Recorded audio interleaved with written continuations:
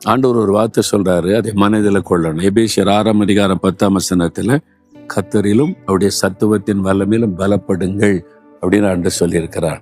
கர்த்தருக்குள்ள பலனா இருக்கணும், அவருடைய சத்துவத்தின் வல்லமையில நம்ம பலப்படணும். ஏன் ஆண்டவர் சொல்றாருன்னா, நம்ம உலகத்துல வாழ்றோம்ல, அந்த உலகத்துல நமக்கு ஒரு எதிரி உண்டு. அவன் பிசாசானவன். அவனுக்கு சில வல்லமை உண்டு. தீமை செய்கிற வல்லமை, நம்மை முடக்குகிற வல்லமை, பலவீனப்படுத்துகிற வல்லமை, பயப்படுத்துகிற வல்லமை, கலங்க பண்ணுகிற வல்லமை, நம்முடைய ஆசீர்வாதத்தை தடுக்கிற வல்லமை. அவனுக்குன்னு சில வல்லமை, அது தீமையான காரியத்தை செய்கிற வல்லமை. அவனை நம்ம ஜெயிக்கணும். ஒவ்வொரு நாள் அவனை மேற்கொண்டு போகணும். அதற்கு ஒரு வல்லமை தேவை. ஆண்டவர் அந்த வல்லமை நமக்கு தருகிறார். தேவன் தன்னுடைய வல்லமையை நமக்கு தந்து, நீ ஜெயித்திருவ, மேற்கொள்ளு, ஜெயித்திரு.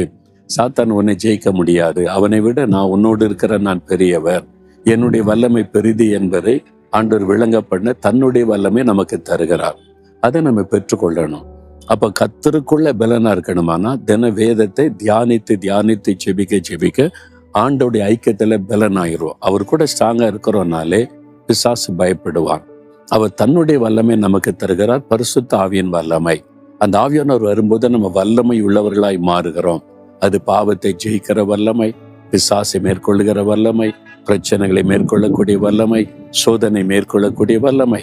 அப்போஸ்தலர் 1:8 வாசிக்கிறோம், பரிசுத்த ஆவி வரும்போது நீங்கள் வல்லமை பெற்றுக் கொள்ளுவீங்க. அதுக்கு தினந்தோறும் வசனத்தினால கர்த்தரோடு உள்ள ஐக்கியத்தை பலப்படுத்துங்க.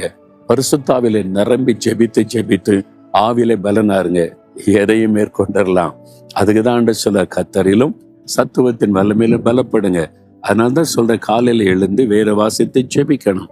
காலையில சாப்பிடாம போனீங்கன்னா கொஞ்ச நேரத்துல சரீரம் பலவீனமாயிருது இல்ல. அப்ப சாப்பாடு சரீரத்திற்கு, நம்முடைய ஆவியிலே ஆத்மாவிலே பலனடைய தான் இந்த ஆகாரம். இதை வாசித்து தியானித்து ஜெபிச்சு பலனா இருந்தீங்கன்னா ஜெயிச்சுக்கிட்டே போகலாம். அதுக்கு ஜெபம் பண்ணலாமா? ஆண்டவரே, கர்த்தரிலும் சத்துவத்தின் வல்லமையிலும் பலப்படுங்கள்னு சொன்னீங்க. இந்த மகனை பலப்படுத்துங்க, இந்த மகளை பலப்படுத்துங்க. அவருடைய பலவீனம் எல்லாம் மாறட்டும்.